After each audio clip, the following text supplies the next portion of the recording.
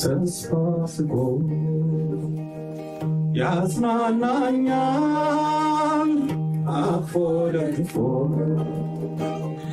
አቆመኛል ቆም ብዬ እንዳልሄድ ይጠብቀኛል በደሙ አጥቦ አንጽቶኛል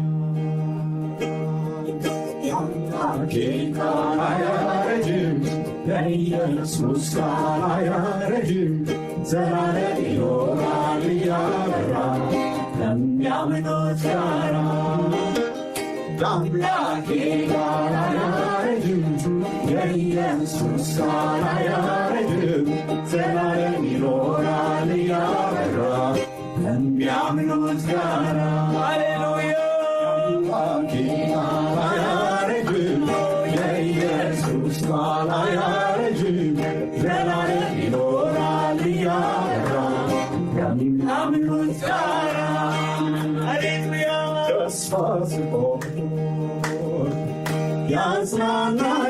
ያጽናናኛል አቅፎ ደግፎ ያቆመኛል ቆም ብዬ እንዳልሄድ ይጠብቀኛል በደሙ አጥቦ አንጽቶኛል አምላኬ ቃል አያረጅም የኢየሱስ ቃል አያረጅም ዘላለም ይኖራል እያበራ ለሚያምኑት ጋራ አምላኬ ቃል አያረጅም የኢየሱስ ቃል አያረጅም ዘላለም ይኖራል እያበራ ምናምነው ለሚያምኑት ጋራ አምላኬ ቃል አያረጅም የኢየሱስ ቃል አያረጅም ዘላለም ይኖራል እያበራ ለሚያምኑት ጋራ ሃሌሉያ ተስፋ የሌላቸው ዛሬ ለምልመው ላለቀ ጉዳይ የሞተ ነገር ሕይወት ያገኛል ጌታ ሲናገር ጌታ ሲናገር ጌታ ሲናገር ጌታ ሲናገር ጌታ ሲናገር የደረቋትን ተስፋ የሌላቸው ክብር ቆሙ ዛሬ ለምልመው ላለቀ ጉዳይ የሞተ ነገር ሕይወት ያገኛል ጌታ ሲናገር ጌታ ሲናገር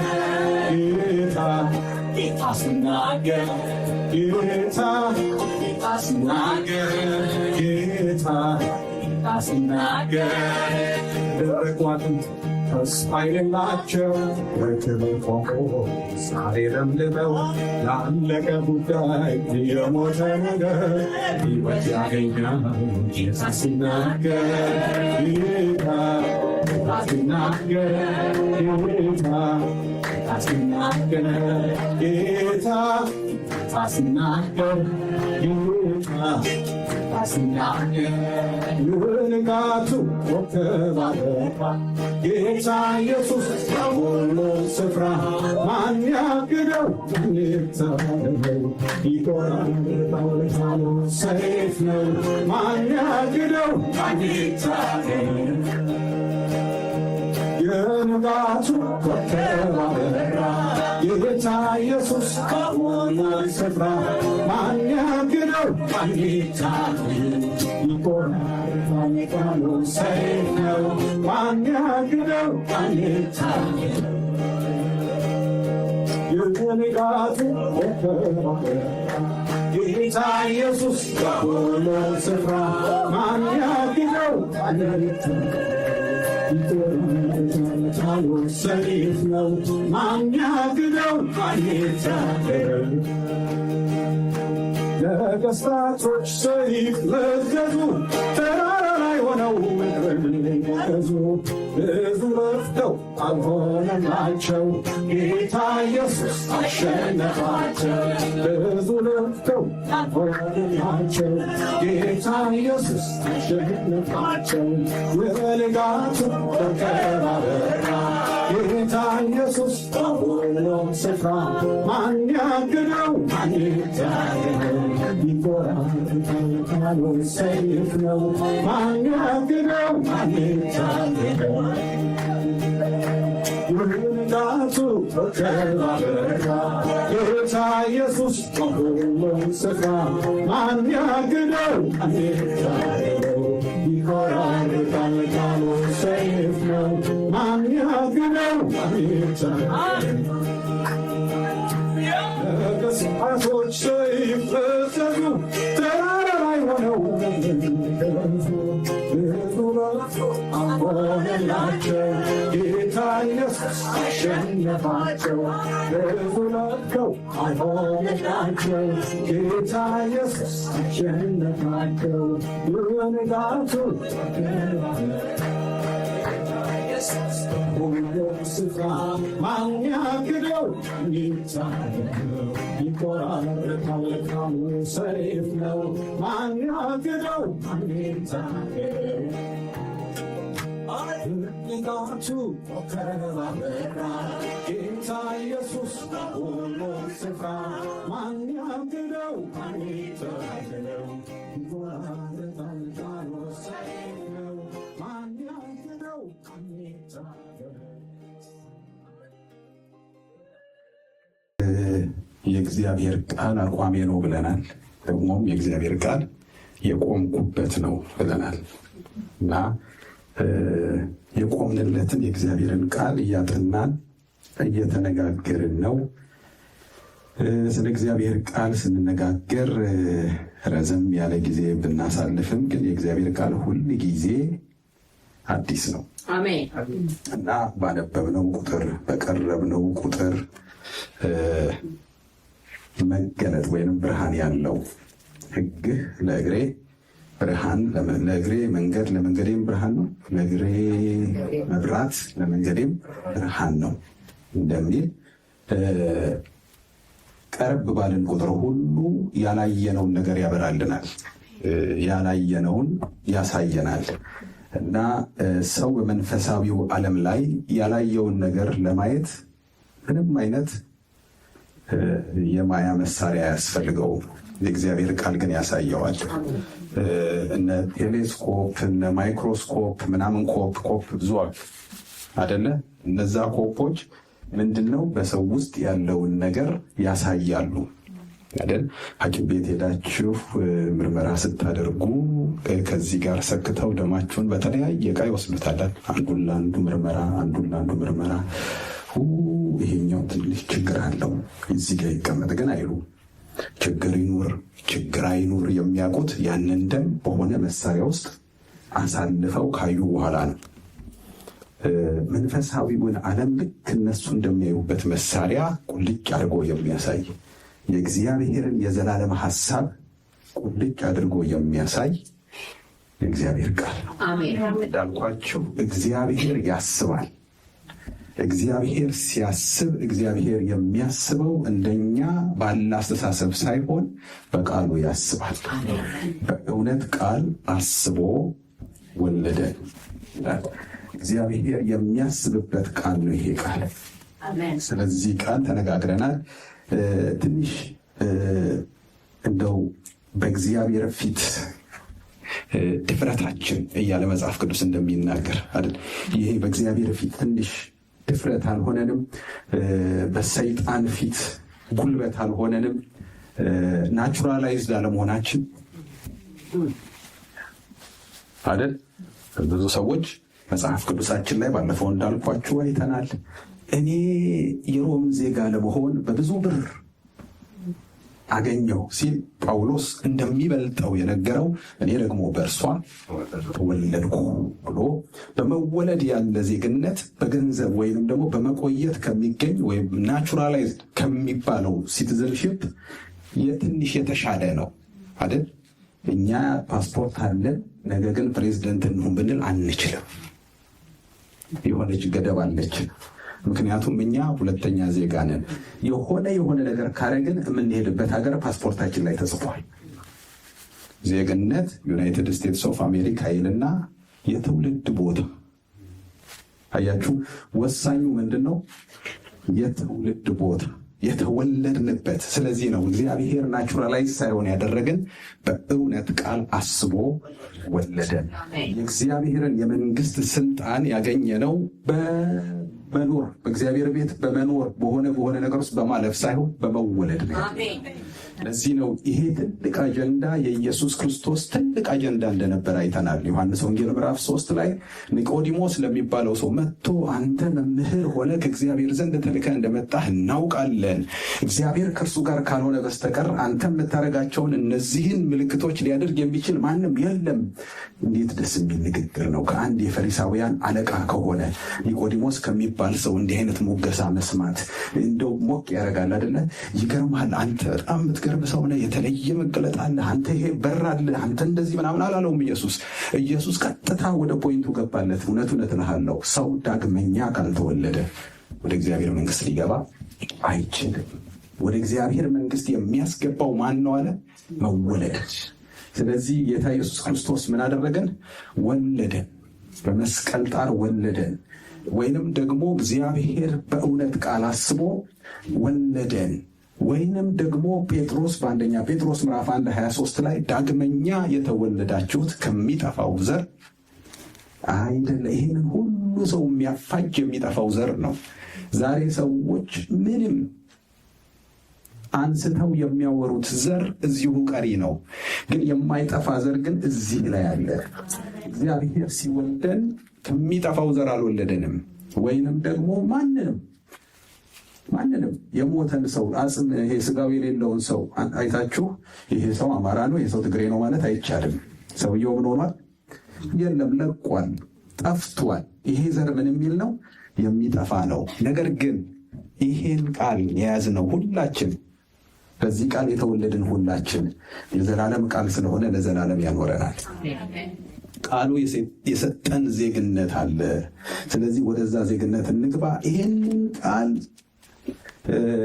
እንደ አንድ እንደሚታወቅ በእጁ እንደገባ እንደ ቀላል ነገር ሳይሆን ከእግዚአብሔር ዘንድ የማይገባንን ነገር እግዚአብሔር በምሕረትና በቸርነት እንደሰጠን ከወርቅና ከዕንቁ ወይንም ደግሞ ከአላፋት ወርቅና ብር ይልቅ የተሻለ ነው፣ ይበልጣል የተባለን ቃል እጃችን ላይ ማስቀመጡ። ማናችንም ይበልጣል ያለውን ነገር እንደብቃለን። እግዚአብሔር ይበልጣል ያለውን ነገር ግን ሰጠን። ስለዚህ እኛ እድለኞች ነን። በተሰጠን ነገር እግዚአብሔርን ልናመሰግነው ይገባል። ስለዚህ ይሄ ቃል የእግዚአብሔርን ሐሳብ የያዘ ቃል ነው፣ ወይም ደግሞ እግዚአብሔር በምድር ላይ ፈቃዱን የሚፈጽምበት ቃል ነው። እያንዳንዳችን እዚህ ምድር ላይ ተወልደን በየጊዜው ባለፈው እሑድ ስንመጣ ፍላጎት ነበረን። ሰኞ ጠዋት ፍላጎት ነበረን። ሰኞ ማታ ፍላጎት ነበረን። ማክሰኞ ፍላጎት፣ ብዙ ጊዜ ፍላጎት አለን አይደለ? እኛ ፍላጎት እንዳለን ሁሉ እግዚአብሔር ፍላጎት ወይንም ደግሞ መጽሐፍ ቅዱስ እንደሚናገር መሻት፣ መጽሐፍ ቅዱስ ሲነግረን በእግዚአብሔር ደስ ይበልህ የልብህን መሻት ይሰጣል። ሰው ምን አለው? የልብ መሻት አለው። እግዚአብሔርም የልብ መሻት አለው። ግን የእግዚአብሔር የልብ መሻት መሳሪያ ይሄ ቃል ነው። መጽሐፍ ቅዱሳችን በኢሳይያስ 55:11 ላይ ከአፌ የሚወጣ ቃሌ እንዲሁ ይሆናል፣ የምሻውን ያደርጋል፣ የላኩትንም ይፈጽማል እንጂ ወደ እኔ በከንቱ አይመለስም። ዝናብና በረዶ ከሰማይ ወርዶ ምድርን በማራስ እንድታበቅልና እንድታፈራ ለዘሪው ዘር ለበላተኛም እንጀራ እንድትሰጥ ሳያደርግ ወደ ላይ እንደማይመለስ ሁሉ ከአፌ የሚወጣውም ቃሌ በከንቱ ወደ እኔ አይመለስም፣ ነገር ግን የምሻውን ያከናውናል፣ የተላከበትንም ዓላማ ይፈጽማል ይላል መደበኛው ትርጉም። ስለዚህ ኢሳይያስ 55:10-11 ይሄንን ይናገራል።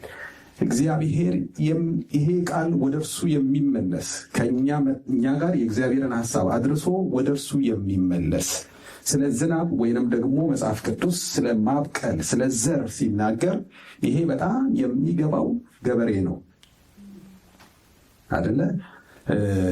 እኛንን ዛሬ ቀኑ በተለምዶ ታውቁታላችሁ አይደለ? ኢትዮጵያ በተለይ ኢትዮጵያ ያው ሲዘንብ ጭቃ አለ። ድሮ በእኛ ጊዜ ማለት ነው። እና ዝናብ ሊዘንብ ሲል ቀኑ ይቀፋል ይላል ሰው። ወይ የዛሬው ቀን ያስጠላል፣ ዝናብ ነው፣ ከቤት ውጡ አይልም። አቤት ይሄ ዝናብ፣ እንደው ይሄ ዝናብ ደግሞ መጣ ምናምን። ይሄንን ግን ዝናብ ገበሬ ሰፈር ሄዳችሁ ብትሰሙ እንደኛ አይቀፈውም። ገበሬው ይህንን ዝናብ በናፍቆት ነው የሚጠብቀው። ለምን? ዘሪ ነው። ስለዚህ የዛሬው ቀን ይቀፋል ሳይሆን እዛ ቦታ ላይ ፍሬ የሚፈልገውን ነገር ያገኛል። ነገ ምርታማ ሆናለሁ ብሎ ለገበሬው ሌላ ድል ነው ዝናቡ። ስለዚህ ምድርን በማራስ እንድታበቅልና እንድታፈራ ለዘሪው ዘር ለበላተኛም እንጀራ እንድትሰጥ ሳያደርግ ወደ ላይ እንደማይመለስ ሁሉ ይሄ ቃል ወገኖች፣ ይሄ ቃል ብቻ ወደ ላይ ይመለሳል። ስለዚህ ከአፌ የሚወጣውም ቃል እንደዚህ ነው ብሏል እግዚአብሔር። ስለዚህ ለዚህ ቃል ያለን አመለካከት፣ ለዚህ ቃል ያለን ግምት በሰማን ቁጥር እንዲለወጥ ያስፈልጋል ብለን አንስተናል። ጌታችን ኢየሱስ ክርስቶስ በምድር ላይ ትኩረት ሰጥቶ የኖረው ይሄንን ቃል ነው ብለናል። ለዚህ ቃል ነው ጌታ ኢየሱስ ክርስቶስ ራሱን ያስገዛው አደለ? ይሄንን ቃል ነው ፈተና በገጠመው ቁጥር ሁሉ ተብሎ ተጽፏል ብሎ ነው ያሸነፈው። ጌታ ኢየሱስ ክርስቶስ በመጣበት ጥያቄ ሁሉ የመለሰው መልስ ተጽፏል። ለምን? የተጻፈው ታሪክ አይደለም፣ ሕይወት ነው።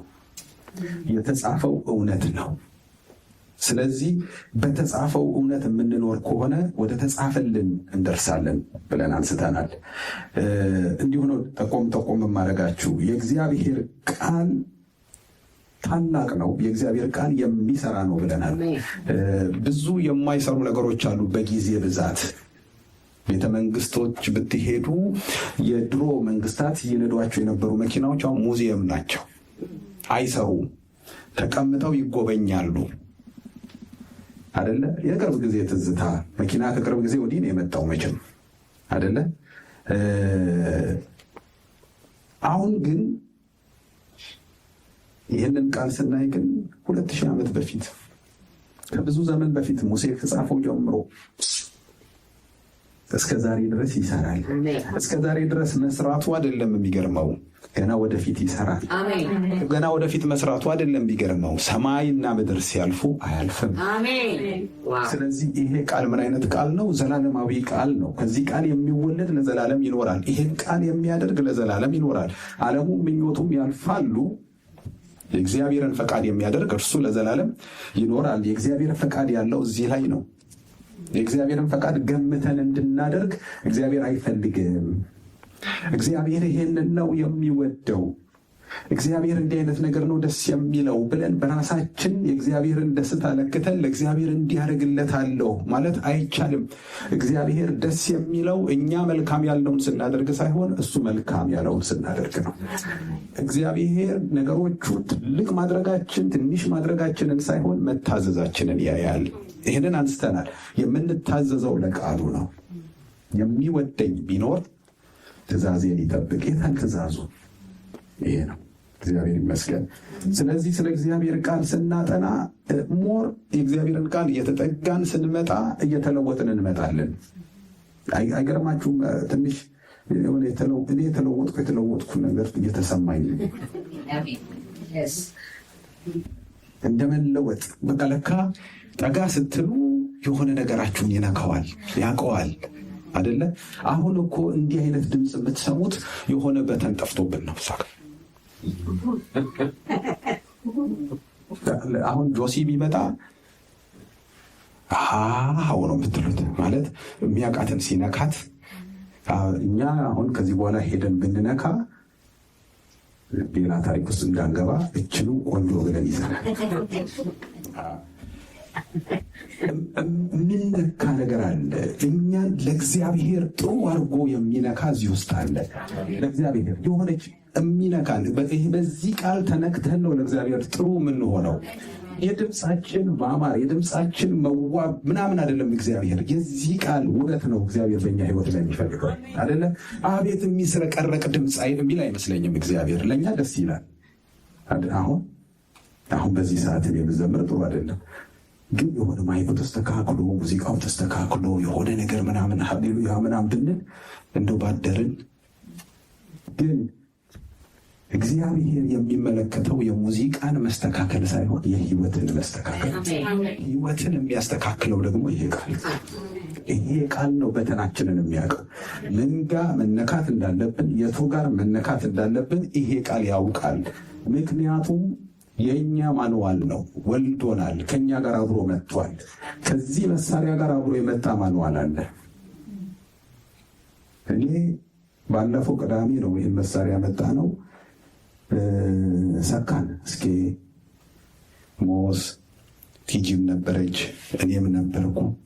ታሻቃል እንል የለም እንል የለም፣ እንሰካለን፣ እዛ ጋር እንመጣለን፣ እዛ ጋር እንመጣለን። ምንም ነገር የለም። እልህ ያዘኝ።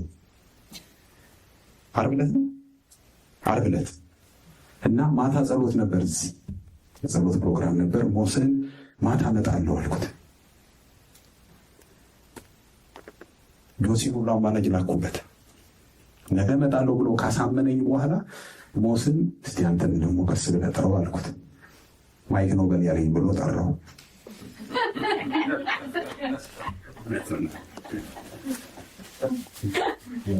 ጆስ ደግሞ ቅዳሜ እመጣለሁ አለ። ከዛ ወደ ቤት ሄድኩት። ምንም ድምፅ ሳንሰማ አይደል? እስኪ ድምፅ ሳንሰማ ምንም ነገር ታግለን ወደ ቤት ሄደን ማታ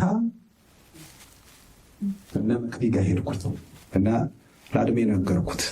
እንደዚህ ነው እንደዚህ ነው። እሱ ደግሞ ያው ኢንጂነሮች፣ ኤሌክትሪካል ኢንጂነሮች የሆነ እንትን ያውቃሉ። እኔ እስቲ ነገ ከእናንተ ጋር እሄዳለሁ አለኝ። ከሄድንማ አሁን እንሄዳለን። ከምሽቱ 10 o'clock መቅዲን ጠብቄን ብለን መኪና ነድተን 10 o'clock መጣ። እንደመጣ እዚህ ጋር ሲደርስ ማንዋሉን አለኝ። ማንዋሉን ሰጠሁት። ማንዋሉን አነበበ። ዩቲዩብ ላይ የሆነ ነገር ከፈተ። ጠቅስ ያደረገው ትንፋሽ ሰማል። ለመጀመሪያ ጊዜ ለካ ይህን መሳሪያ ከማንም በላይ የሚያውቀው ማንዋሉ ነው። ማንዋላችን ነው። ከማንም በላይ ያውቀናል። በዚህ የተፈጠር ነው። እግዚአብሔር በቃሉን የፈጠረን አለ። አሁን ብዙ ሰዎች የምናወራው እግዚአብሔር ሰማይና ምድርን በቃሉ ፈጠረ። አዎ ሰማይና ምድሩ በቃሉ ፈጥሯል። እኛንም ቢሆን በቃሉን የፈጠረን መጀመሪያ ሰማይና ምድርን በቃሉ ከፈጠረ በኋላ ይሁን ካለ በኋላ ደግሞ ፈጠረንና እኛን ግዙ አይደለም እኮ ያለን። እኛንም ሲፈጥር ተናግሯል። ሰውን እንደ መልካችን እንደ ምሳሌያችን ምን እንበል እንፍጠር። እዛ ውስጥ ቃሉ አለ። ተናግሮ ነው የፈጠረን። ከዛ በኋላ ድጋሚም ሲፈጥረን እግዚአብሔር በእውነት ቃል ወይም ደግሞ በእግዚአብሔር ቃል ወለድን። ይህ ቃል የተገኘንበት ነው። መገኛችን ነው። መመሪያችን ነው። መውጫ መግቢያችን ነው። ሁሉን ነገር የሚያሳየን የሆነ ነገራችን አልታዘዝ ሲለን የሚነካ፣ የት ጋር መብራት ሲጠፋብን የሚያበራ፣ ድምፅ ሲጎረንን የሚያስተካክል፣ ላይን ሲበላሽ ላይኑን ቀጥ የሚያደርግ። የድሮ ሬዲዮ ትዝ ይላችኋል? ድሮ አንድ ዘበኛ ነበሩንና በር ላይ ስገባ ሁልጊዜ እንዲህ ሲሉ ነው ያፏጫል ሁሉ አደላ። የሆነ ቪኦኤ የሚባል ከዚህ የሚተላለፍ ዜና ነበርና እሱን ለማግኘት በብዙ ፉጨት ውስጥ እንዲህ ያሉ ልክ ሲያገኟት በቃ አለቀ። ዳንቴል አልብሰው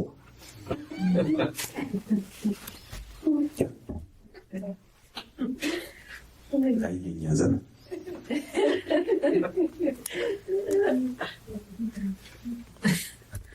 ያጸዳልናል ሰማዩን። በዚህ ቃል መሰረት ወደ እግዚአብሔር ስንሄድ እግዚአብሔር ይሰማናል አይደለ? እንደ ቃልህ ስንለው እግዚአብሔር እንደ ቃሉ ነው፣ ይሰማናል። በቃሉ የተናገረውን ስንጸልይ እግዚአብሔር ይሰማል። ቃሉ ነው።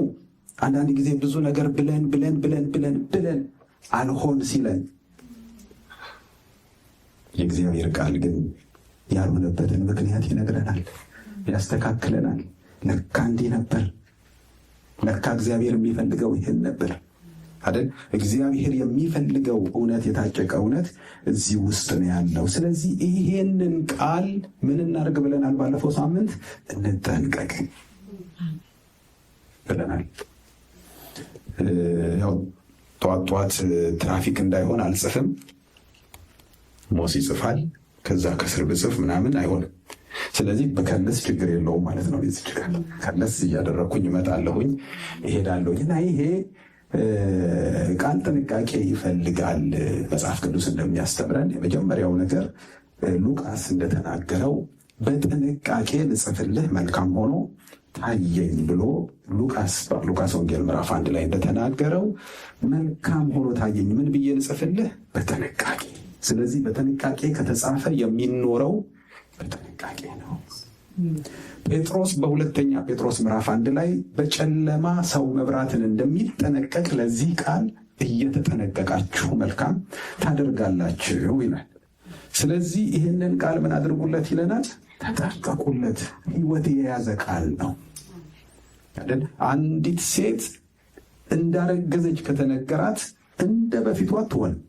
ስትዘል እንደነበረው፣ ስትሮጥ እንደነበረው፣ ስትበላ እንደነበረው አትሆንም። ቼክአፕ አለ፣ መመሪያ አለ፣ ብዙ ነገር አለ አይደል? ጥንቃቄ የሚባለው ነገር ይጀምራል። ከዛ በኋላ ምንድን ነው? አንዳንድ ሰዎች እኮ የአንዳንድ ሰዎችን ማርገዝ የሚያውቁት ተነግሯቸው አይደለም፣ ጥንቃቄውን አይተው ነው። ምን ነው ይችላል። እኔ አንድ ያወቅኩት ቱና ይከለከላል መሰለኝ እርግዝና ላይ እና አንድ የጓደኛ ሚስት አለች እና ሰዌ የሚባል ሳንዱች ትወዳለች። ድሮ ነው እና ወደ እነሱ ቤት ሲሄድ ሰዌ ነው ይዤላት የሚሄደው፣ ቱና ሳንዱች ነው እና ሰዌ ይዤ የመጣው ቱና አታርገው ካለች እርጉዝ ነች ማለት ነው። 2 ጊዜ ይዣታለሁ። የመጀመሪያው ቀን ነገረችኝ። ቤቢ የመጣ ስለሆነ ቱና ተከልክያለሁ አለች። ከዛ በዓመቱ ይሁን በ2 ዓመቱ ቱና ይዤ እየመጣው ነው ስላት አይደለም ችክን አድርገው ስትለኝ መጣ እንዴ ነው ያልኩት። ጥንቃቄው የመጣውን ነገር ያሳያል አይደለ? ሰዎች በውስጣቸው የሆነ ነገር ሲኖር እንደ ልባቸው አይሆኑም። ለዛ ነገር መኖር ይጀምራሉ አይደለ? ለዛ ሊያዩት ለሚወዱት ነገር፣ ለተሰጡለት ነገር ይኖራሉ። ስለዚህ እኛ ለዚህ ቃል ምን ማድረግ አለብን? መጠንቀቅ አለብን ብለናል። ስንጠነቀቅ ደግሞ የሆነ ወድቆ የሚሰበር ጥንቃቄ የሚፈልግ ብርጭቆ አለ፣ እንቁላል አለ፣ ምናምን አለ። ወድቆ ይሰበራል ወይ ይበላሻል ብለን አይደለም፣ ግን እኛ ላይ ሕይወት አይሆንም። ጥንቃቄ ይፈልጋል። ወደ እኛ መምጣት ወደ እኛ መግባት ይችላል ብለናል። ግን ከኛ ውስጥ በጉልበት መውጣት እንዲችል ጥንቃቄ ያስፈልጋል አደለ? የእግዚአብሔር ቃል ወደ እኛ መምጣት መጽሐፍ እሱን በኋላ እንመጣበታለን። የማይሰሙ የሉም አደለ? እግዚአብሔርን ቃል ቁጭ ብለው የሚሰሙ አሉ። ግን ሰምተው ጉልበት የሚሆናቸው፣ ሰምተው ገንዘብ የሚያደርጉት፣ ሰምተው የሚጠቀሙበት፣ ሰምተው የሚመነዝሩት ግን ጥቂት ናቸው። የእግዚአብሔርን ቃል ለመመንዘር የእግዚአብሔርን ቃል ስንቀበለው ራሳችንን በማዘጋጀት ነው ደግሞ ብለናል፣ በማጽዳት። ስለዚህ ጴጥሮስ በአንደኛ ጴጥሮስ ምዕራፍ 2 ላይ እንግዲህ ክፋትን፣ ተንኮልን፣ ሐሜትን ሁሉ ምን ብለን አስወግደን አሁን በእርሱ እንድታድጉ ለመዳን በእርሱ እንድታድጉ አሁን እንደተወለዱ ሕፃናት የቃሉን ወተት ተመኙ። ቃሉን ተመኙት ሳይሆን ቃሉን ከመመኘት በፊት እናንተ ጋር መወገድ ያለበት ሁሉ ምን ይበል? ይወገድ። የእግዚአብሔር ቃል ሲመጣ ስፍራ ይፈልጋል። ባለፈው ሳምንት ነግሬያችኋለሁ አይደል? ይሄን አዳራሽ ገና እንደገዛ ነው አልገባንበትም። ገብተን ፕሮግራም ለመጀመር መዓት ነገር መፍረስ፣ መሰራት፣ መታደስ ነበረበት። ብዙ ቤቶች እንደዛ ነው አይደለ? ስንሰራ ቤቱ በቃ አሁን በቃ ቤት ነው ተብሏል ብለን ዘው አንልም። መብራት መግባቱን፣ ውሃ መግባቱን፣ ኤሲ መስተካከሉን ውስጡ ያለ እዚህ ሀገር ደግሞ ጣጣው ብዙ ነው። ይቺ መብራት ካልበራች አይሆንም። ብዙ ነገር አይተን ነው የምንገባው። ብዙ መሰራት አለበት። ጥንቃቄ አለ። ሰው ለሚገባበት ቤት ሲጠነቀቅ የእግዚአብሔር ቃል ለሚገባበት ቤት ይጠነቀቃል። የእግዚአብሔር ቃል በእኛ መጥቶ መልሶ በእኛ እንዲሰራ የእኛን ልብ ይፈልጋል። ግን የጸዳ ልብ፣ ክፋት የሌለበት። ባለፈው ሳምንት አይተናል። ይህንን ሁለተኛ ጴጥሮስ ምዕራፍ 2 ላይ አይተነዋል። ክፋትን፣ ሐሜትን፣ ተንኮልን ምናምን ሁሉ አስወግደን። እንደዚሁ ያዕቆብ ይደግመዋል። በውስጣችሁ የተተከለውን ቃል ይህንን ክፋት ምናምን አስወግዳችሁ በየዋህነት ተቀበሉት ይላል። ስለዚህ ይሄ ቃል የሚሰራው ከማን ጋር ነው? ከየዋሆች ጋር ነው። ከየዋሆች ጋር ነው የሚታዘዙት። የማይመስል ቢሆን እንኳን የሚታዘዙት። ትዝ ይላችኋል፣ አንስተናል ማርያምን። አመጣጡ ራሱ የመልአኩ አመጣጥ መጽሐፍ ቅዱስ የሚነግረን አመጣጥ ራሱ የሆነ ነገር የያዘ ነው። ልንናደድ ሁሉ ብንፈልግ ልንናደድ የምንችልበት ነው። ዮሴፍ ለሚባል አንድ ሰው ወደ ታጨች እንዴ? ወደ አልታጨች አይሄድም እንዴ? ፕሮግራም ወደ ሌላት አይሄድም እንዴ? እሷ ፕሮግራም አላት። እሷ የሚቀጥለው ዓመት የሚጠብቃት ሰው አለ። አሁን ደግሞ ከዚህ በኋላ የሚመጣባት ነገር አደጋ ነው። ለሷ ብዙ ኃላፊነት አለ፣ ብዙ ነገር አለ። ግን ወደዛች ሴት መልአኩ ገብርኤል መጣ ይላል እና ሊወለድ ነው ልጅ አላት። አንቺ አሁን ከዮሴፍ የምትወልጂው ልጅ ምናምን ቢሆን ኦኬ ስታገባ ነው፣ ግን አይደለም። ግን እቺ ሴት የመለሰችው የመጨረሻ መልሷ እነሆኝ የጌታ ባሪያ እንደ ቃሌ ይሆንልኝ፣ እንደ ፕሮግራሜ ሳይሆን እንደ ቃሌ። የእግዚአብሔር ቃል በእኛ ላይ ይሁን፣ የእኛ ፕሮግራም ይሰረዝ እያለች ነው። እሷ እንደዛ እያለች ነው። የኔ ፕሮግራም ማለት ሰርግ ዮሴፍ ቢሆን ኖሮ ያለው እኔም ቢሰረዝ ብዙም ችግር የለብኝም። እህቶች ሰርግ ይሰረዝ። ስንት ልብስ መርጣችሁ፣ ስንት ሚዜ ሾማችሁ፣ ኮሚቴ ተቋቁሞ ስንት ነገር ሆኖ አይ ፕሮግራሙ ተቀይሯል ሲል ከሰማይ እንደውችን ብቻ ለምን? ምክንያቱም አንድ የምናውቃትን እህት ከረጅም ጊዜ በኋላ አገኘኋትና አወራንና ጌታ ኢየሱስ ክርስቶስ እስኪመጣ ናፍቄያለሁ አልኳት። እናንተ ደግሞ የዘንድሮ ልክ ስታገቡ ጌታ ኢየሱስ ይምጣ ትላለች። እኛ ሳናገባም እንዴ መምጣቱን እንኳን ሳታገባ እንዲመጣ ትፈልግል።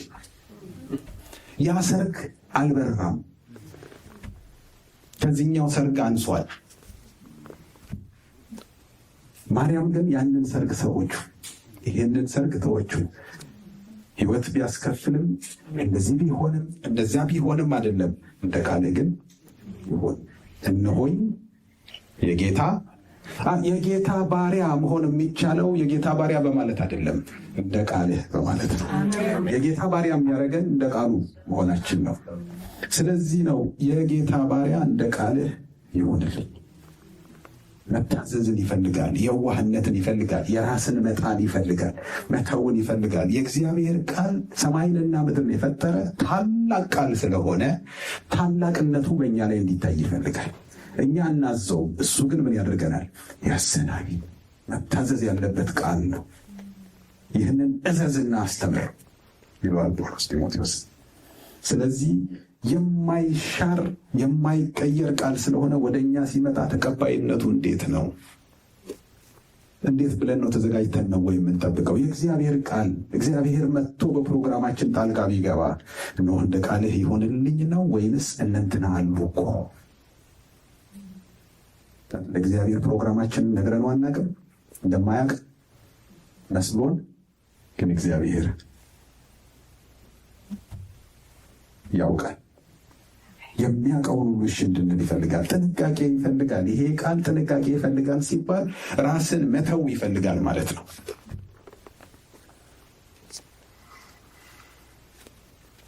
መጽሐፍ ቅዱሳችን በጣም የሚገርመኝን ቃል ይናገራል።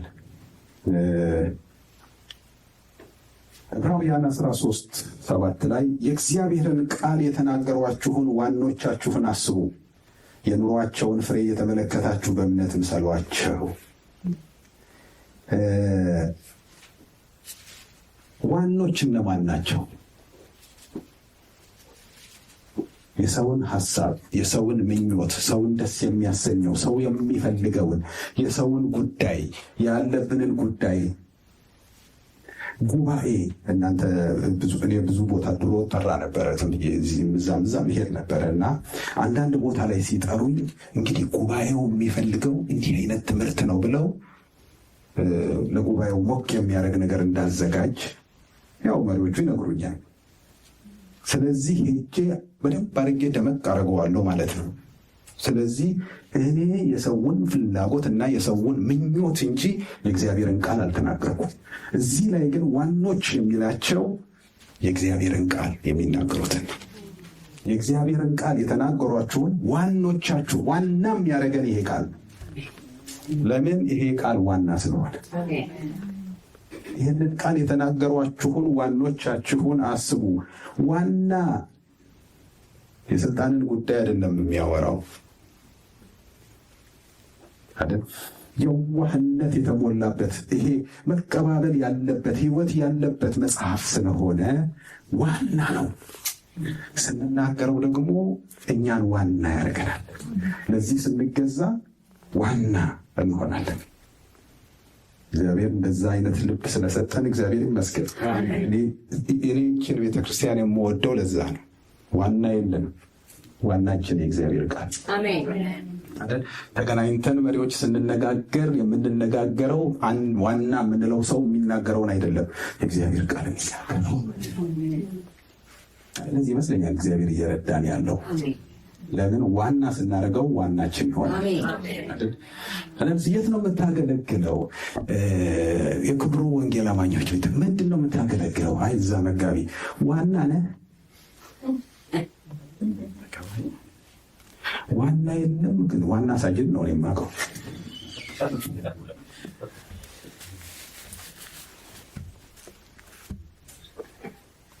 እኔ ማንንም እንደ ዋና ይቻላል። ግን አሁን እዚህ ቸርች የምናገለግለው ሙሉ ታይም ሰተን የምናገለግለው እኔና ሞስ ነን አይደለ? እኔ ሞስን አንድም ቀን እንደ ዋና ይቼው አላውቅም። የማውቀው አንድ ነገር ነው፣ ሞስ ከሌለ መቆም እንደማልችል። በቃ ይሄ የምትፈልጉት ነገር አለ አይደለ? ሰው ስታጡት እሱ እንደዛ ብሎ አያውቅም፣ ግን አውቃለሁ ሲነጫነጭ የሆነ ቦታ ሄዳለሁ ስለው ሌላ ሞት ይሆናል። ዋና የለማ፣ አለቃ የለማ። መስሪያ ቤት፣ ትምህርት ቤት፣ የሆነ ቦታ አለቃ ሲቀር ደስ አይላችሁ? የሆነ አለቃ መስሪያ ቤት አሁን አለቃ ሲቀር አቤት ያለው ነፃነት። ሞት እኔ ስቀር ደስ አይለውም። ስለዚህ ምን አይደለሁም። እኔ ሞት ሲቀር ደስ አይለኝም። ለምን? አለቃ አይደለም። እዚህ ቦታ ላይ እኔ እና እሱ ተያይዘን ነው የምናገለግለው። ይሄ ቃል ነው ዋናችን። ስለዚህ ይሄን ቃል ስንናገር እኛ ምን ያደርገናል? ዋና ያደርገናል። ዋና የለም እዚህ ቤት። ዋና የእግዚአብሔር ቃል ነው አይደለ? ቁጭ ብለን እኮ ዋና የእግዚአብሔርን ቃል የነገሯችሁን ዋኖቻችሁ እዚህ ጋር ቆሞ አንድ ሰው ሲናገር እዚህ ብዙ ጊዜ ይላል እኮ ሞሳሌ እዚህ ጋር ሲመጣ አሁን አይደለሁም ይላል እዚህ ቦታ ላይ አይደለ? ስለዚህ እዚህ ቦታ ሲቆም እሱ አይደለም። ማን ነው እዚህ ጋር ያለው? ዋና ተሰሚ፣ ልብ የሚሰጠው ጆሮ የሚሰጠው የሚናገር የሚለውጥ ዋና እዚህ ቦታ ላይ ይቆማል እንጂ ሰው በሰው ላይ ዋና አይሆንም። ባልንጀራህ ከአንተ እንደሚሻል በትህትና ቁጥር ካለ መጽሐፍ ቅዱስ እምሻል ሲመስለኝ ትዕቢት ነው።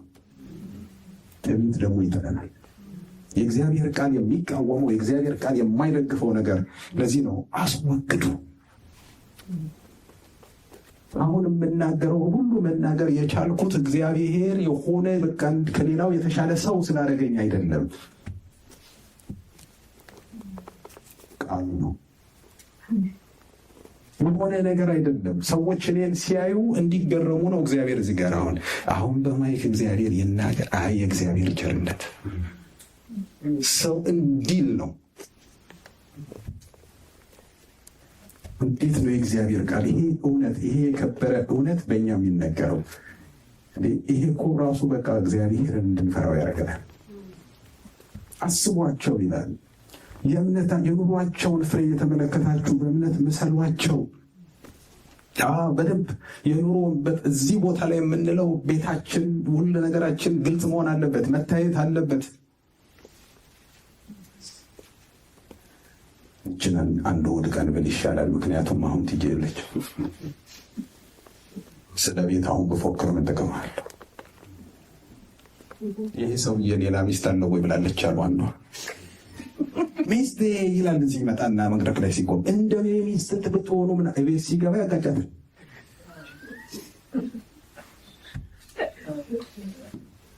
አሁን መመታት አይደለም ማለች። አሁን ቤት ውስጥ መጎሳቆል አይደለም። አሁን ሌላ ነገር ገብቶብኛል። ምን ሲል ሌላ ሚስት አለው።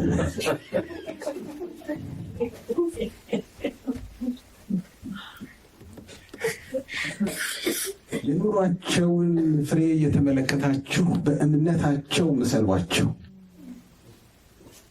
ዋኖች እነማን ናቸው? ዋና ለመሆን አናገለግልም። ዋናውን ይዘን እናገለግላለን። ልንበላለት ልንፎካከር አይደለም። እዚህ ጋር የምንቆመው ዋናውን ተናግረን ራሳችንን ለማጋለጥ ነው። እዚህ ጋር የምንናገረው ይታያል ወይ?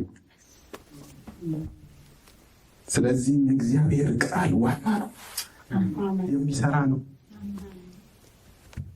ተያይዘን እንድንሄድ የሚያደርግ ነው፣ የሚያቀባብል ነው፣ ትህትና ነው። መጽሐፍ ቅዱስ ብዙ ሰዎች ስለ ጸጋ ብዙ ጊዜ ብያቸዋለሁ። ስለ ጸጋ ሲያወሩ ጸጋ ነፃ ስጦታ ነው፣ ጸጋ በነፃ ነው። መጽሐፍ ቅዱስ ግን አይልም። ጸጋ ነፃ የሆነው ስለረከሰ አይደለም፣ ገንዘብ ስለማይገዛው ነው።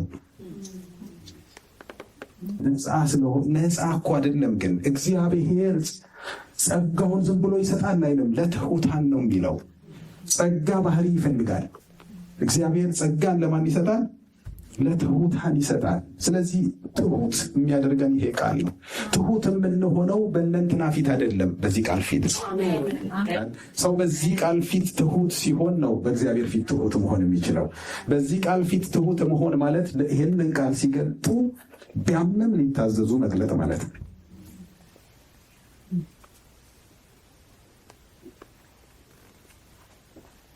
ይሄ ቃል ስለሚሰማ ብቻ አይደለም።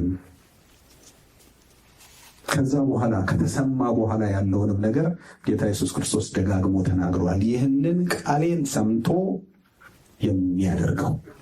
ስለዚህ ይሄ ቃል ምን አለበት? ከጀርባው ኃላፊነት አለበት። ስንሰማው ምን እንድንለው ነው? እንድናደርገው ነው። በቃ ይሄን ቃል ስንሰማ ማድረግ ነው። በቃ አሁን እንግዲህ ዛሬ ይቅርታ አድርጉልኝ። በቃ እዚህ ሚክሰር ላይ ልወርድበት ነው። አለመቻላችን አናዶኛል። አሁን ይሄንን ድምፅ እኔ አልወደድኩትም። ትንሽ የሆነ ግሩግሩ የሚላል አይደለ? አሁን ይሄንን ሚክሰር የሚያውቁ ሰዎች ደውለው እንትኑን ንካው ቢሉኝ እንዴት ሮጬ እንደምነካው እኔ ነኝ የማውቀው። ምክንያቱም ይሰራል፣ ያውቁታል አይደለ? ይሄ ቃል ይሄንን አድርገው ካለ ይሄ ያለሁበትን ነገር ወድጄው መቅረት የለብኝም። እኔ ልሰራ ነው የተቀመጥኩት በምድር። ሁላችን እኮ እዚህ ያለ ነው ልንሰራ ነው። ተሰርተን ስናልቅ ለአንድ ዓላማ ነው እንደምንሰራው። መጽሐፍ ቅዱስ ሲናገር ያንን መልክ እስክንመስል ድረስ አይደለ? ለሆነ መልክ ነው እግዚአብሔር እየሰራን ያለው አይደለ? ያን መልክ ከመሰልን እዚህ ምን እንሰራለን? ምንም አንሰራም። መሄድ ነው ያለብን። ስለዚህ ይሄ ቃል ምን እያደረገን ነው? እየሰራን ነው። ስለዚህ የምንኖረው ከዚህ ቃል ጋር ለመሰራት እንጂ የዚህ ቃል ዋና ለመሆን አይደለም። ይሄ ቃል ነው ዋናችን። ቃል አወጣብሃለሁ፣ ማንም አያወጣብንም። እኛ እግዚአብሔር የወጣ ቃል ሰጥቶት ከአፉ የወጣ ቃል እኔ እንዳወጣው አይደለም፣ እኔ እንድኖረው፣ እኔ እንዳወጣው አይደለም፣ እኔ እንድታዘዘው ነው እግዚአብሔር የሚፈልገው። ታዘዙት እንድል ወደ እሱ እንዳመለክት ነው እንጂ እኔ እግዚአብሔር ሰው ቃል አውጣብኝ ምን አይነት ቋንቋ እንደመጣብንም አላውቅም። ቃል አናወጣም፣ ግን ለወጣው ቃል እንታዘዛለን። ለመጣው ቃል ራሳችንን እንሰጣለን። የሰው ፍላጎት አንሰብክም፣ የሰው ምኞት አንሰብክም። የቃሉን እውነት ነው የምንናገረው። ይሄ ነው አገልግሎት የሚባለው። አገለገለ የሚለው እግዚአብሔር የሰጠንን ቃል ስናገለግል ነው።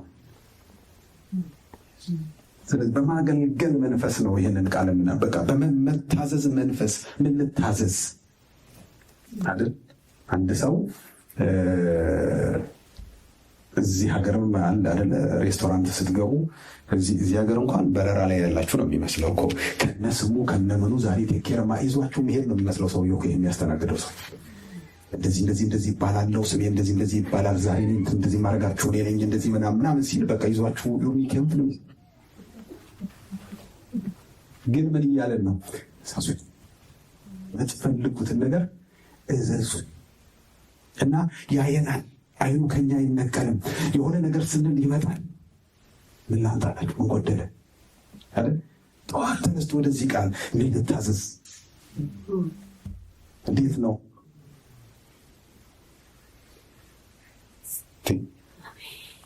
አንድ ጊዜ ነግሬያቸዋለሁ። ድሮ 5 o'clock ላይ ጠዋት በሚጸለይበት ጊዜ አንዳንዴ እገባለሁ ስነቃ እና ልቀን ቲጂ ነበረች የምትመራው ቲጂ ዘግሽ እና ምን አለች? ዛሬ ከኔ ጋር አብሮ የነቃውን ቃል አንብብላችሁ አለች። ደነገጡ። ከኔ ጋር አብሮ ስንት ነገር እኮ ነቅቶ ያውቃል። አብሮ ብዙ ጭንቀት ነቅቶ ያውቃል አይደል? በቃ አብሮን የሚነቃ ብዙ ነገር አለ። ቃል አብሮ የነቃ ስትል ደነገጡ። ከእግዚአብሔር ጋር አብሮ መንቃት ይችላል። ይዘነው እንድንነቃ፣ ይዘነው እንድንተኛ፣ ይዘነው እንድንወጣ፣ ይዘነው እንድንገባ ይህንን ቃል አይደለ? ይህንን ቃል አሁን ምን ያገናኘዋል? አሁን ዱላ አለ። በዱላ ባህር ተመታ፣ ተከፈለ። እንደገና ደግሞ መጣ ከሰማይ መና ተበላ። እሺ ከአለት ውሃ ወጣ ተጠጣ። ደመናው ይመራል ምን ይላል በቃ ምናምን። ከዛ ይሄንን የሚያደርገው ሰውዬ ሲሞት ሌላ ሰው መጣ። እግዚአብሔር ወደ ማን መጣ? ወደ ኢያሱ መጣ ይላል። ባሪያዬ ሙሴ ሞቷል። አሁን እያረዳው አይደለም እኮ ግን የዚህ ሕግ መጽሐፍ ካፍህ ሃሌሉያ አሜን እየመራ ነው አይደል? ሊመራ ነው፣ ሊይዞ ሊሄድ ነው፣ ወደ ተስፋው ምድር ሊገባ ነው። ጦር ብዙ የሚጠብቀው ነገስታት አሉ፣ ብዙ የሚጠብቀው ዮርዳኖስ አለ፣ ስንት ታሪክ አለ። ነገር ግን እግዚአብሔር የሆነ የሚጠብቅ ነገር አለ፣ እንደዚህ የሚጠብቅ ነገር አለ፣ ተዘጋጅ እንዳተኛ ምናምን አይደለም ያለው። የዚህ ሕግ መጽሐፍ ካፍህ አይለይ፣ ትጠብቀው ዘንድ በቀንም በሌሊትም አስበው፣ ከዚህ ወደ ግራና ወደ ቀኝ አትበል። ምን አይነት መመሪያ ነው! እስራኤልን በምድረ በዳ የመሩ ሰዎች ይህን ቃል ይዘው ከመሩ እኛም መንገደኛ ነን። የሚያደርሰን ይሄ ቃል ነው። ለዚህ ቃል ነው የምንታዘዘው፣ ለዚህ ቃል ነው የምንገዛው። ከዚህ ቃል ወደ ቀኝ አይቻልም፣ ከዚህ ቃል ወደ ግራ አይቻልም። ነገር ግን በቀንም በሌሊትም አንዳንድ ጊዜ ሌሊት መነሳት ይኖርብን ይሆናል። ውሃ ልንጠጣ ሽንት ልንሸና እንነሳ የለ ልናነብ እንነሳ ጥሩ ይመስለኛል። እስቲ አንድ ክፍል አንብቤ ልተኛ። ምናልባት የተዘባረቀ ቅዠት ምናልባት ወደ ህልም ይለወጥ ይሆናል እኮ። ሲያቃዠኝ አደረ አይደል? አንዳንድ ጊዜ ሰዎች የሚሉት ሳልም አደርኩ አለ ዮሴፍ። ደግሞ እግዚአብሔር አብሮን እንዳለ ከኛ ጋር እንዳለ በማይመስል ሰዓት እንዲመስል የሚያደርግ ይሄ እውነት ነው። ይሄ ቃል ነው። እኔ በኋላ ይገባኝ እንደዚህ ነው። አሁን እስቲ አንድ ዮሴፍ የሚባል ልጅ ነበረ። ህልም አለመ። ወንድሞቹ ነገራቸው። እሰይ ረሃብ ሲመጣ አንተ ትገላግለናለህ፣ በቃ ችግር የለም፣ መስገድ መነሳቱ ምናምን የነዶ ጉዳይ አይደለም፣ አሁን የኑሮ ጉዳይ ነው፣ አንተ ያየኸውን ነገር እንጠብቃለን ምናምን። ማርያም በልቧ ትጠብቀው ነበር ይለና መጽሐፍ ቅዱስ። እነዚህ መጠበቅ አቃታቸው፣ ህልመኛው አሉት። ምግብ ይዞላቸው ሲመጣ ያረጉትን ታውቃላችሁ። ጉድጓድ ውስጥ አሉት። ከዛ ደግሞ አውጥተው ለእስማኤላውያን ሸጡት። እኔ የመጀመሪያው ዙር እነዚህ ሰዎች አምጥተው ጉድጓድ ላይ ሲጥሉኝ ነበር እግዚአብሔር ትቶኛል የምለው እኔ ብሆን። ዮሴፍ አላለም፣ ሄደ። ከዛ ከጉድጓድ ወጣ፣ ከእስማኤላውያን ጋር ሄደ። ከዛ በኋላ ጲጥፋራ ቤት ገባ። ደህና ሊኖር ስልጣን ተሰጥቶት ከሚስቱ በስተቀር ሁሉንም ምን አለው ሰጥቶ፣ ስልጣን ሁሉ ተሰጥቶት እየኖረ እያለ ሚስትየው ነገር አመጣች እና አሁን ሚስትየው ነገር ስታመጣ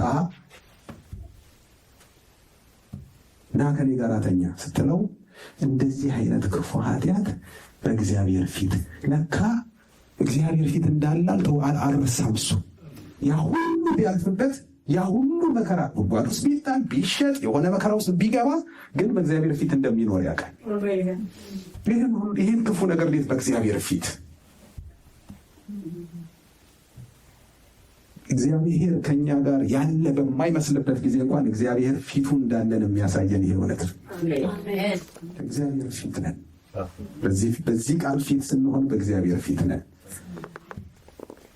ስለዚህ ለዚህ ቃል ጥንቃቄ በጣም ወሳኝ ነው። ይሄ ቃል መሳሪያችን ነው። አንድ ድሮ አንድ አዲስ ኪዳን ነበር ጌዶንያውያን ምናምን የሚል እስኪው ያስታውሰዋል። ያው የድሮ መዝሙር እየተመለስን እኮ ነው ማለት ወደ ንጉሱ እና እዛ ላይ ይሄ ቃል ለአውሮፕላን መሪ ለአውሮፕላን ነጂ ኮምፓስ እንደሆነ እላዩ ላይ የተጻፈ ነገር ትዝ ይላል። ይህንን ቃል ያዘው። የአውሮፕላን ነጂ ያኔ ጂፒኤስ እኮ የለም፣ ኮምፓስ ነው የሚባለው መሰለኛን ጊዜ ኮምፓስ እንደሆነ ይመራሃል፣ እንደዚህ እንደሆነ እንደ መኪና ያደርሰሃል፣ እንደዚህ ምናምን ተብሎ ላዩ ላይ ተጽፏል። ዝም ብለን እንደሆነ እንደተጻፈ ነገር ነበር የምናየው። ውስጡ ስንገባ ግን ሲመራን አየ ነው።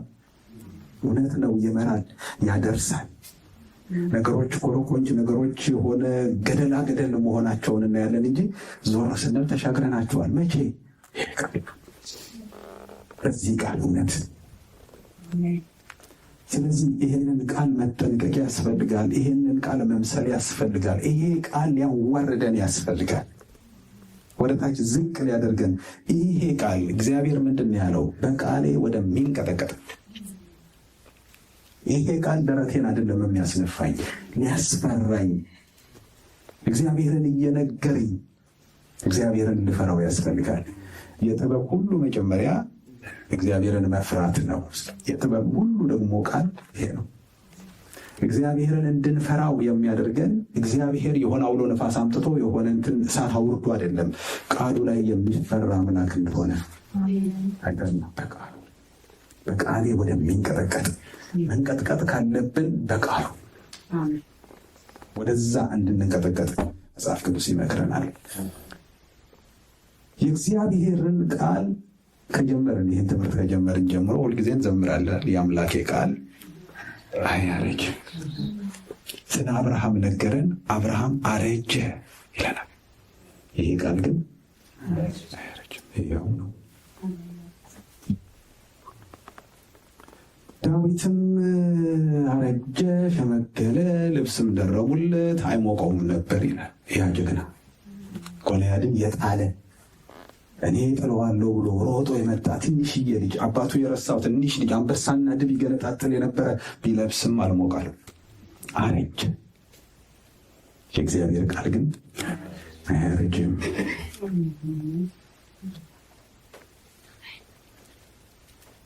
እኛም እንደዛ ነን። ሳሩ ይጠወልጋል፣ አበባው ይረግፋል፣ የአምላካችን የእግዚአብሔር ቃል ግን ለዘላለም ይኖራል ይላል ኢሳይያስ ላይ። ስንት ነገር ተቀይሯል። ስንት ነገር ተቀይሯል በዘመናችን። ነገር ግን የእግዚአብሔር ቃል አልተቀየረም።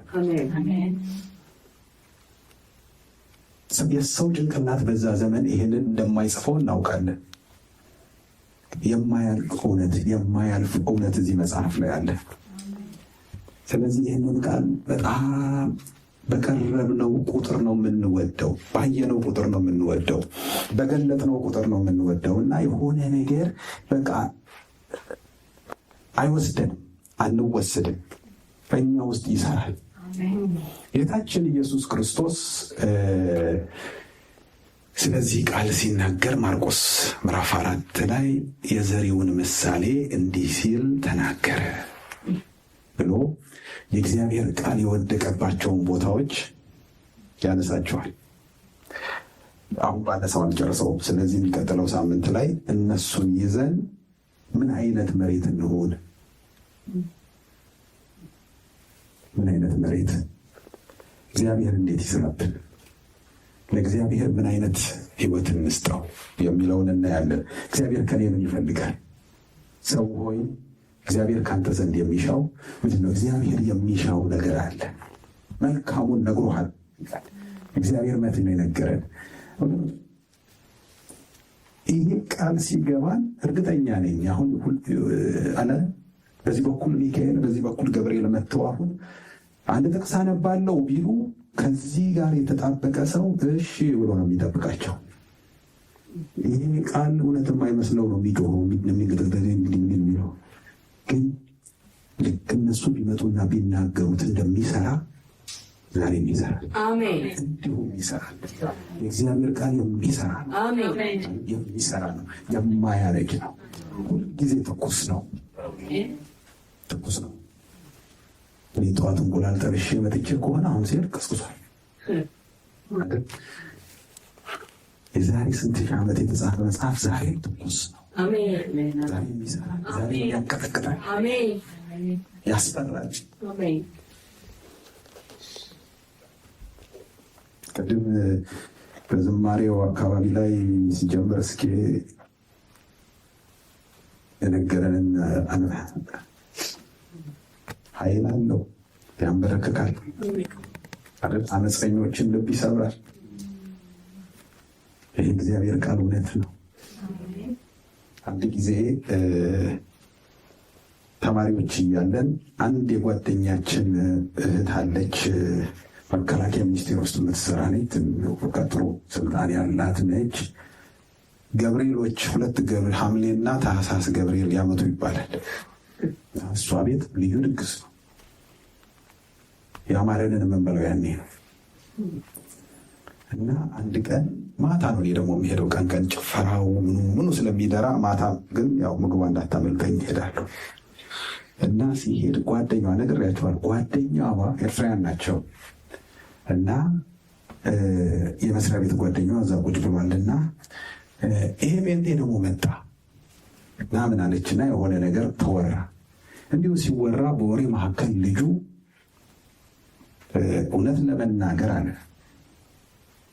እውነት ለመናገር እኔ መጽሐፍ ቅዱስን አላምንም፣ እውነት ነው ብዬ አላምንም። ሌላው ቢቀር እግዚአብሔር አለ ብዬ አላምንም። ግን መጽሐፍ ቅዱስን ብዙ ጊዜ አንብቤዋለሁ። መጽሐፍ ቅዱስ እውነት ከሆነ ጴንጤ ነው እውነት ያለ። ችግሩ ግን መጽሐፍ ቅዱስ ራሱ እውነት አይደለም። ከእሷ ይልቅ እሱ አስደነገጠኝ እና በዛ ምክንያት ትንሽ እንደቆየን ግርግሩ ተነሳ። የኤርትራ ሰዎች ሲወሰዱ እነሱም ሄዱ። ገና ጦርነቱ አልተነሳም። የእሷ ወንድም ነው የኔ በጣም ጓደኛዬ። እኔ እና እሱ ደግሞ ተያይዘን ኬንያ ሄድን። ከዛ ቆይተን የዛሬ 2 ዓመት ነው ከኦልሞስት 30 ዓመት ሊሆነው አስመራ ሄድኩ። እዚህ ላቸዋል አስመራ ሄድኩ ጊዜ ቤታቸው ሄድኩ። ለአይሮፖርት ነው የተቀበሉኝ። በቤታቸው ሄድኩ። ከዛ እዛ ቤት ይሄንን ልጅ አገኘሁት። እነሱ ቤት እሱን ተወስዶ እዛው ነው ያለው፣ ይሰራል። እዛ ቤት አገኘሁት። ግን ሳገኘው ፍጹም ክርስቲያን ሆኖ አገኘሁት። እንዴት ነው? አንድ ጊዜ አላስታወሰኝም። ይህን የነበረውን ግን አስታውሷል። አቋሜ ነበር ብሏል። እኔን ግን አላስታወሰኝም። አንድ ጊዜ የገብርኤል ጊዜ አስቴር ጋር መተን እንደዚህ ያልከኝ ትዝ ይልሃል? በእውነት አላስታውስም፣ ግን አቋሚ ነበር። እና እንዴት ወደ ጌታ መጣ?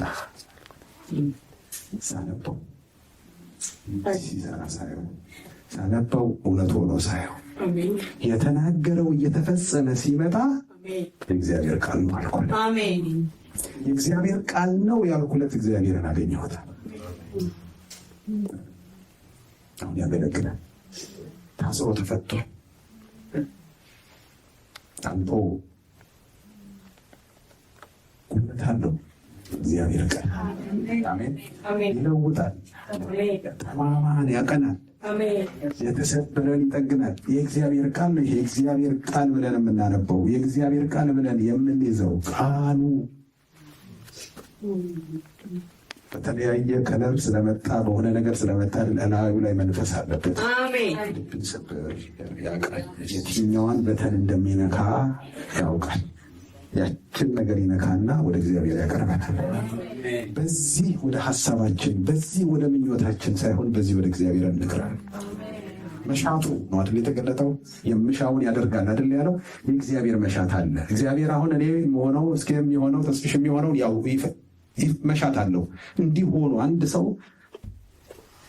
ልጁ ትምህርት ቤት ኮሌጅ ሲገባ እንዲሆን የሚፈልገው እንዳለ ሁሉ እግዚአብሔር ሁላችንን ሲያየን እንድንሆን የሚፈልገው መሻት አለው። ወደዛ መሻት የሚያመጣን ግን ይሄ ቃል ነው። ለዚህ ቃል እግዚአብሔር ይባርከን። እግዚአብሔር ይመስገን።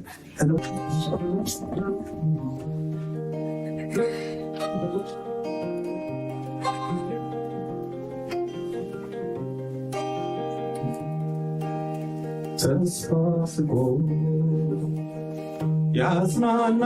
ያጽናናኛል አፎ ደግፎ አቆመኛል ቆም ብዬ እንዳልሄድ ይጠብቀኛል በደሙ አጥቦ አንጽቶኛል የአምላኬ ቃል አያረጅም የኢየሱስ ቃል አያረጅም ዘላለም ይኖራል እያበራ ለሚያምኑት ጋራ የአምላኬ ቃል አያረጅም የኢየሱስ ቃል አያረጅም ዘላለም ይኖራል እያበራ ለሚያምኑት ጋራ ሃሌሉያ የአምላኬ ቃል አያረጅም የኢየሱስ ቃል አያረጅም ዘላለም ይኖራል እያበራ ለሚያምኑት ጋራ ሃሌሉያ ተስፋ ስቆም ያጽናናኛል አፎ ደግፎ አቆመኛል ቆም ብዬ እንዳልሄድ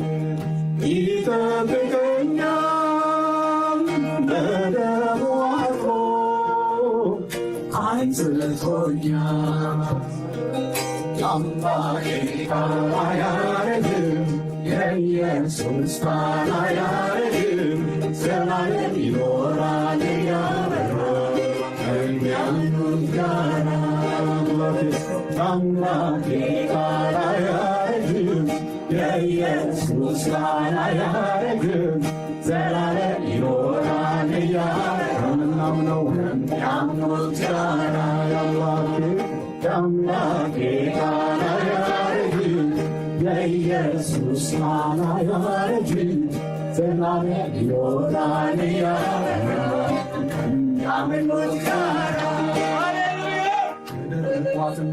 ተስፋ የሌላቸው ዛሬ ለምልመው ላለቀ ጉዳይ የሞተ ነገር ሕይወት ያገኛል ጌታ ሲናገር ጌታ ሲናገር ጌታ ሲናገር ጌታ ሲናገር ጌታ ሲናገር የደረቋትን ተስፋ የሌላቸው ክብር ቆሙ ዛሬ ትልነው ላለቀ ጉዳይ የሞተ ነገር ሕይወት ያገኛል ጌታ ሲናገር ጌታ ሲናገር ጌታ ሲናገር ጌታ ሲናገር ጌታ ሲናገር ደረቋትን ተስፋ የሌላቸው በክብር ቆሞ ዛሬ ለምልመው ላለቀ ጉዳይ የሞተ ነገር ሕይወት ያገኛል ጌታ ሲናገር ጌታ ሲናገር ጌታ ሲናገር ጌታ ሲናገር ጌታ ሲናገር ንጋቱ ኮከብ አበራ ጌታ ኢየሱስ በሁሉ ስፍራ ማን ያግደው ይታረው ይቆራል ሰይፍ ነው ማን ያግደው ይታረው የንጋቱ ኮከብ አበራ ጌታ ኢየሱስ በሁሉ ስፍራ ማን ያግደው ይቆራል ሰይፍ ነው ማን ያግደው የንጋቱ ኮከብ አበራ ጌታ ኢየሱስ በሁሉ ስፍራ ማን ያግደው ሰይፍ ነው ማን ያግደው ነገሥታቶች ሰይፍ መዘዙ ተራራ ላይ ሆነው ምድርን ገዙ ብዙ ለፍተው አልሆነላቸው ጌታ ኢየሱስ አሸነፋቸው ብዙ ለፍተው አልሆነላቸው ጌታ ኢየሱስ አሸነፋቸው የንጋቱ ኮከብ አበራ ጌታ ኢየሱስ በሁሉም ስፍራ ማን ያግደው ይቆራል ሰይፍ ነው ማን ያግደው የንጋቱ ኮከብ አበራ ጌታ ኢየሱስ በሁሉም ስፍራ ማን ያግደው ይቆራል ሰይፍ ነው ማን ያግደው ነገሥታቶች ሰይፍ መዘዙ ተራራ ላይ ሆነው